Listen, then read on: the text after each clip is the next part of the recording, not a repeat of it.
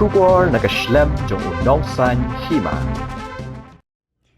Chief Executive Member jong Khasi Hills Autonomous District Council uba Tito Starwell Khan haka artarik unai lor arajar arpoar ula pelat patba ya kot balatho dau ba roweling do bam kwai dua rublei uba de sembut menteri rang ba barim ke jella bat UCEM ke KHADC ya gani kot lai kerteng my journey Haga tegas ni uba titos ula longkum ukong san haga bala yoru ya jingkren uba sounder SKG bat now Dr. DRL Nongnan uba deu President jong Khasi Authors Society bala yo ya jingdwai now Reverend RG Lalu.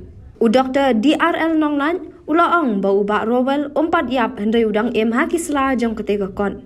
Ula ong bau ba rowel ula tho ya ketega kot tang ya ladi hendrai ya ri berkejat ben riu hi berok away bat ude ubriu ba shisur bat uba kraw ha kejing perkan na kaliang ba titos ula penkan mawi kipor jong ba rowel bat ula ong ba kejing jong ba rowel kala dei hi ke kot ya ka ba ula tho ling ba ki kam bat ling ba kejing tre jong u bat kejing hi ke jong u Ketika kuat bau bak rawal la thos pang kejing bat kejing ya lenti jong u nadu bau dang red hadu kisingi ki bakat du jong kejing ke jong u Kana melawan klan ya ketu kesingi ya ke ba ila stom sapin kelas ke ba katu ni abu ya pen i ne ke kot peladapan pen biang ne sudong ikrup ya kata ke kot bat irki kawai nagaliang jongai simet But kebaar nak kalian do Khasi Authors Society.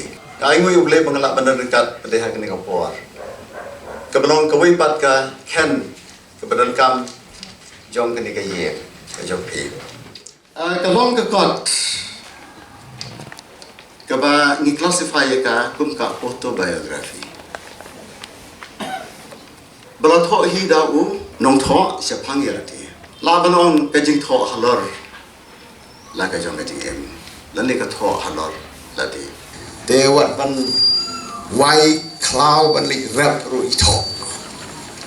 Hakanut tari ban kumnu i rap, kumnu i pusing, kumnu i thung. Sokya, kumnu i thung. Kum ta ter tho be. Itu tengok orang warak dak perintah. Ngarang bahasa Arab ha ila tho untuk man korisiong tho yo. Yang ngame penlek lem mungkin dia melak song. Tong alak song sekentar entah.